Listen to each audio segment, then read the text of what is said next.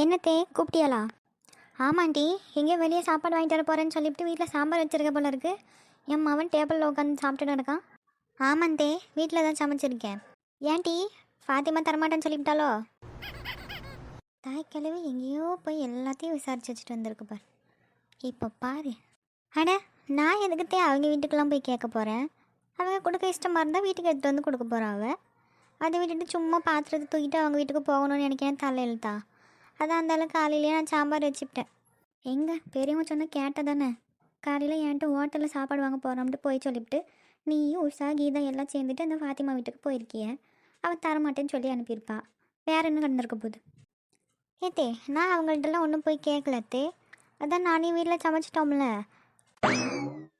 Eddy Prema, அட நீ எதுக்குல கத்திட்டு நிற்க என்ன? அட எதுக்குங்க இப்போ கத்திட்டு வாரிய? எடி பண்ணுறதெல்லாம் பண்ணிட்டு ஏன் கத்திட்டு வாரேன்னு என்னையாவா கேட்க? என்னடி சோறு பொங்கி வச்சிருக்க? சாப்பாட்டில் அவ்வளோ உப்பு. உப்பில் சாப்பாடு போட்டிருக்கியா இல்லை சாப்பாட்டில் தான் உப்பு போட்டிருக்கியான்னு தெரியாத அளவுக்கு. குழம்பையாவது திங்க முடியுமான்னு பார்த்தா அதில் அவ்வளோ காரம் கொட்டி வச்சிருக்க. மனுஷன் எப்படி திங்கன்னு நினச்சி இதெல்லாம் செஞ்சு வச்சிருக்க நீ? இது உப்பு கொண்டு வச்சிருக்கியா? ஏட்டி, உனக்கு ஒரு சோத்தில் எம்பிட்டு உப்பு போடணும், குழம்புல எம்பிட்டு காரம் போடணும்னு கூட மாட்டி தெரியாது. ஏட்டி, எனக்கு தெரியும் தே.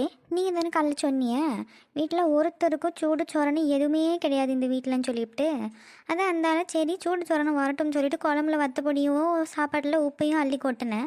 அதிலே வீட்டில் ஒரு பாக்கெட் உப்பு தான் கிடந்தது. அதனால் அதில் முக்கால்வாசி கொட்டிட்டு கொஞ்சோண்டு வச்சுருக்கேன். வேறு உப்பு தீந்துட்டாவும் எண்ணெய் பிடிச்சிட்டு தான் ஏசுவிய. அதான் அந்தால இருந்த உப்பை போட்டுட்டு எங்கள் அப்பாவுக்கு ஃபோன் பண்ணி சொல்லியிருக்கேன், எனக்கு ஒரு 2 லாரி உப்பு எடுத்துகிட்டு வந்து இறக்கி விட்டுப்பேன் எங்கள் வீட்டு வாசலில் அப்படின்னு சொல்லிட்டு. ஃபோன் பண்ணி சொன்னியா? உங்கள் அப்பா காரி துப்புனாரா உன் முகத்தில்? ஏன் மூஞ்சில் எதுக்கு துப்ப போகிறாரு? ஒரு உப்பு வாங்கி கூட வக்கு இல்லாத வீட்டுக்காக கல்யாணம் முடிச்சு போயிருக்கேன்னு சொல்லிட்டு உங்கள் மூஞ்சில் தான் துப்புவார். எடி பிரேமா, என்ன வாய் ரொம்ப நீண்டுட்டு இருக்கு? வேறு என்னங்க சொல்ல முடியும்?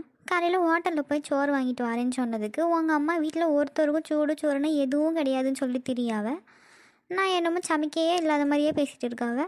அது அந்தால சூடு சோறுன்னு எதுவும் இல்லாட்டி வரட்டும்னு சோத்தில் உப்பு அள்ளி கொட்டியிருக்கேன்.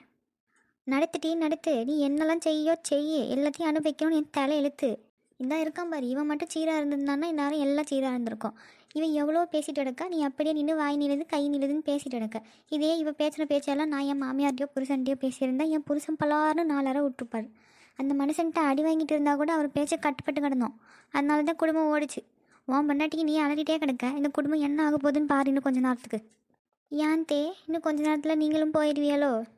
ஏ பிரேமா, அடி ஆண்டி எதுக்கு இங்கே கத்துறிய? உங்கள் அம்மா தானே சொன்னாவா இன்னும் கொஞ்சம் நேரத்தில் என்ன ஆகுது பாரு இந்த குடும்பம்னு சொல்லிட்டு.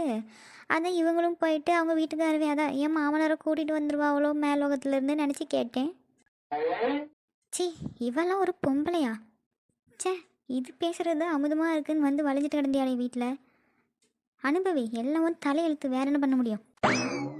ஏடி எங்கள் அம்மா ஏதோ கோவத்தில் பேசிட்டாவா நீ இப்படி சாப்பாடை சொதப்பி வச்சிருக்கியே, இது தானே நீயும் திங்கணும் இப்போ? நான் எதுக்குங்க இது திங்க போகிறேன்? நான் தான் காலையிலே ஃபாத்திமாக்கா வீட்டில் பிரியாணி சாப்பிட்டோம்ல. பிரியாணி சாப்பிட்டு வந்தியா? இன்னும் போகவே இல்லைன்னு சொல்லி எங்கள் அம்மாட்ட சண்டை விட்டுட்டு இருந்த. அட, அதெல்லாம் போய் சாப்பிட்டு வந்துட்டேன். அவங்க கொடுத்தது ஒரு ஆளுக்கு தான். அதை எடுத்துகிட்டு வந்து உங்கள் எல்லாத்தையும் கொடுத்துட்டு நான் என்னத்தை திங்க? அதான் அந்தாலும் கொடுக்கவே இல்லைன்னு சொல்லிட்டு இருந்தேன். ஏடி நீ மட்டும் தின்னுட்டு வந்துட்டியா? இப்போ நாங்கள் எதாவது தின்னுவோம்? அட, அதெல்லாம் உங்கள் அம்மா உப்பு காரம் எதையும் பார்க்க மாட்டாவ. எல்லாத்தையும் வெளுத்து வாங்குவாங்க. உங்களுக்கு பிடிச்சா தின்னுங்க, இல்லைனா ஹோட்டலில் வாங்கி தின்னுக்கிடுங்க. இன்றைக்கி இதுக்கு மேலே என்னால் சமைக்க முடியாது. எங்கள் அம்மா அப்போதே சொன்னாங்க. கேட்டேன்னா நான், இவ வேணாண்டா நான் வேறு பொண்ணு உனக்கு பார்த்து வைக்கேன்னு சொல்லி. அப்போதே அவங்க பேச்ச கேட்டிருந்தா நேரம் வாய்க்கு ருசியாவது தின்றுருக்கலாம். சே, இப்போ போலமே என்ன புண்ணியம், கல்யாணம் முடிச்சு ஒரு குழந்தைய பெற்றாச்சு. அவ்வளோதான், இந்த ஜென்மத்துக்கு நம்ம தலையெழுத்து இப்படி தான் போக வேண்டியது தான். அதாங்க நானும் சொல்லியேன். அதை கல்யாணம் முடிச்சு ஒரு பிள்ளையே பெற்றாச்சுல்ல. இதுக்கு மேலே புலம்பி என்ன செய்ய முடியும் சொல்லுங்கள்? உங்களுக்கு வாச்சது அப்படி தான் சொல்லிட்டு போய் வேறு வேலை கிடந்தா பாருங்கள் போங்க. என்ன முழிக்கிறிய? நீங்கள் பேசினது எல்லாம் கேட்டுட்டு தான் இருந்தேன். மைண்டு வயசை நினச்சி சத்தமாக பேசிட்டிய. முதல்ல அந்த மானம் கேட்டு மைண்டை கண்ட்ரோல் பண்ண கற்றுக்கிடுங்க.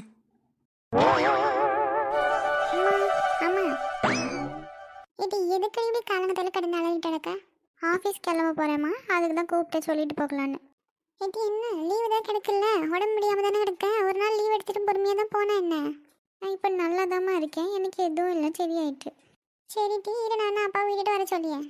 இல்லைம்மா நானே போய்க்கிறேன், அதெல்லாம் ஒன்றும் பிரச்சனை இல்லை. ஏன் மக்களே? அது ஒன்றும் இல்லைப்பா, நான் வேறு சைடு போகணும், நீங்கள் வேறு சைடு போகணும்ல, அதான் இருந்தாலும் எதுக்கு உங்களுக்கும் கஷ்டம் கொடுத்துட்டுன்னு பார்த்தேன். அட அதெல்லாம் ஒன்றும் இல்லை மக்களே, எனக்கு எந்த பிரச்சனையும் இல்லை. அந்த சைடு ஒரு வேலையாக தான் போகிறேன் நான். எனக்கு அந்த பக்கம் இருந்தும் ஆஃபீஸ் கிட்டக்க தான் வருது. அதனால நான் வெளியே நிற்க, நீ வா, உடனே ஆஃபீஸில் நானே விட்டுட்டு போகிறேன். சரிப்பா. சரி மக்களே, பார்த்து போயிட்டு வா. அப்பா தான் விட்டுட்டு வரேன்னு சொல்லிட்டாங்கல்ல, பார்த்து பத்திரமா போயிட்டு வா. பசி எடுத்து ஏதாவது வாங்கி தின்னு, உடம்புல ஒன்றுமே காணும் பாரு. அதான் இருந்தாலும் சும்மாவே மயக்கம் வருது, எதையாவது தின்னு உடம்புக்கு. சரிம்மா, நான் போயிட்டு வரேன். அட என்ன லட்சு, இதில் ஒரு ஆள் வந்துட்டு இருக்கு, பார்த்தும் பார்க்காத மாதிரியா போறிய?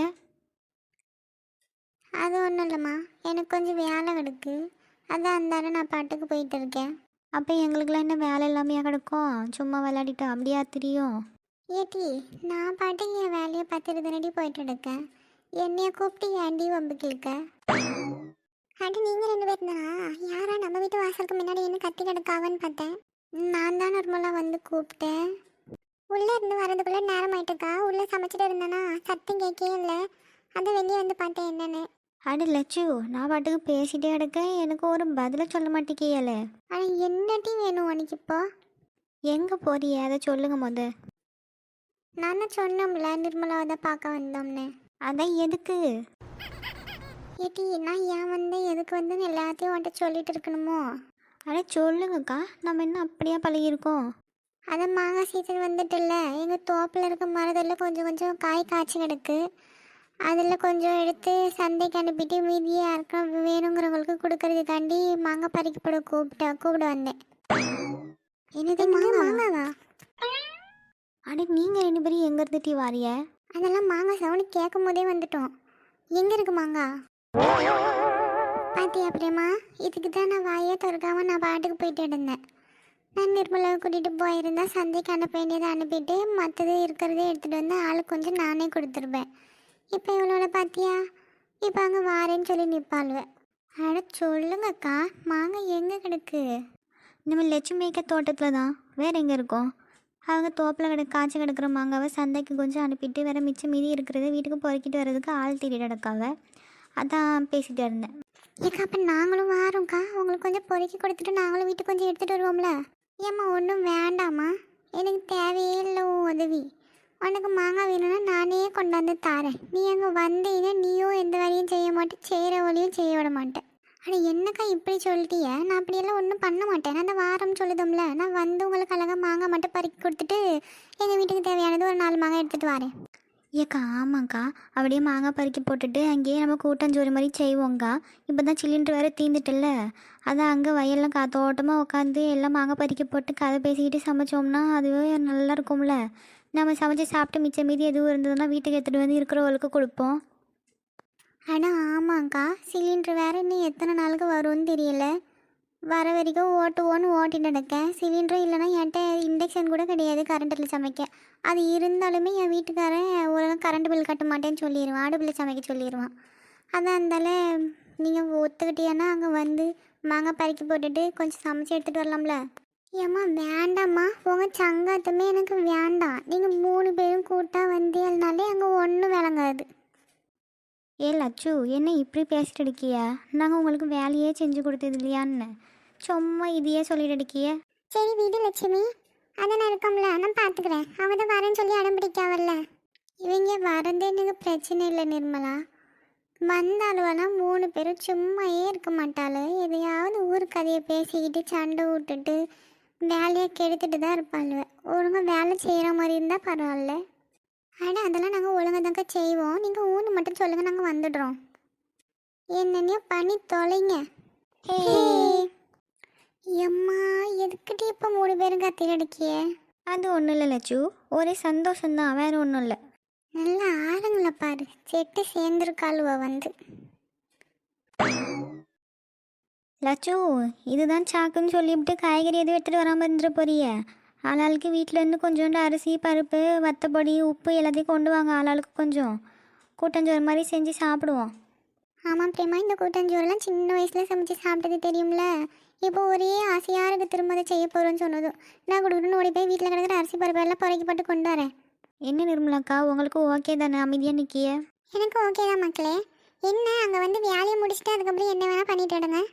பாவம் நம்ம லட்சுமி அக்கா பிள்ளைங்க ரெண்டுத்தையும் படிக்க வைக்க ஊருப்பட்ட கடனை வாங்கி இப்போ தான் மூத்தமாவும் படிச்சுட்டு வேலைக்கு போக ஆரம்பிச்சிருக்கான். அதில் தான் இந்த காடு கொஞ்சம் வாங்கி தோப்பு துறவுன்னு கொஞ்சம் பயிர் வச்சு கடனை கொடுத்துட்டு வராவ. அதான் அங்கே போய் எந்த பிரச்சனையும் பண்ணிடாமல் சந்தைக்கு அனுப்ப வேண்டிய காய்கறிலாம் ஏற்றி அனுப்பிட்டு நம்ம வீட்டுக்கு பொறுக்கிட்டு அதுக்கப்புறம் சமைக்கும் போது நீங்கள் என்ன அரட்டேன்னா அடிச்சுக்கிடுவாங்க. அது வரைக்கும் கொஞ்சம் சும்மா இருங்க மக்களே, பாவம் நம்ம லட்சுமி அக்கா. ஆனால் அதெல்லாம் தெரியாமையாக்கா இருக்கு எங்களுக்கு. நாங்கள் சும்மா விளையாட்டு நேரத்தில் விளையாட்டாக இருப்போம், எல்லா நேரத்துலையுமா அப்படி இருப்போம். ஆனால் ஆமாக்கா, நீங்கள் ஏன் பயப்படுறீங்க? அதெல்லாம் நாங்கள் ஒழுங்காக தான் இருப்போம். அப்போ சரி மக்களே, வீட்டுக்கு போய் வேறு எல்லாத்தையும் கொண்டுட்டு வாங்க.